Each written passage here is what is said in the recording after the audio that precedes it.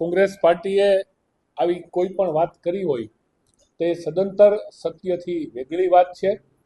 Bharatiya Janata party એક એવી party છે કે જે શિસ્તબદ્ધ અને કેડરબદ્ધ પાર્ટી અને પંચનિષ્ઠા સાથે ચાલતી પાર્ટી છે। અમારે આવી કોઈ જ પ્રકારની કાર્ય કરવાની ક્યારેય જરૂરત રહેતી નથી, કારણ કે અમારી પાસે કાર્યકર્તાઓનો એવો સમૂહ છે કે જે ભારતીય જનતા પાર્ટીની માટે નિષ્ઠાથી કામ કરે છે। અને આટલા વર્ષોથી અમે લોકો જે રીતે સુશાસન આપી રહ્યા છીએ, જે રીતે કાર્યકર્તાઓનું ગઠન કર્યું છે અમે, અને કાર્યકર્તાઓને લઈ અને અમે સફળતાપૂર્વક આગળ વધી રહ્યા છીએ, એ જોતા લોકોનો પ્રેમ અમારી સાથે છે, લોકોનો સ્નેહ અમારી સાથે છે, લોકો અમારામાં ભરોસો કરે છે। માટે આવું કંઈ પણ કાર્ય કરી અને અમારે કોઈ પણ અમારી લીટી નાની નથી કરવી, અમે અમારી લીટી મોટી કરવામાં માનીએ છીએ।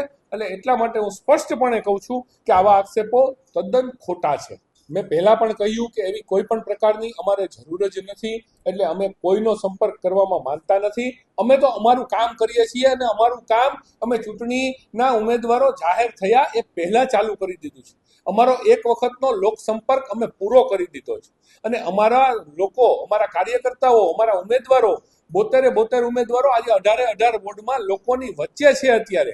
ત્યારે મને એ નથી સમજાતું કે કોંગ્રેસ પાર્ટી એ બધું કરવાને બદલે, લોકોની વચ્ચે જવાને બદલે, લોકોની સાથે પ્રચાર કાર્ય કરવાને બદલે આવી વાતોમાં હજી ગૂંચવાયેલી છે। અમે તો એકદમ ક્રિસ્ટલ ક્લિયર છીએ અમારા વિચારોમાં, એટલે અમારે આવી કોઈ પ્રવૃત્તિ કરવાની જરૂર નથી પડી।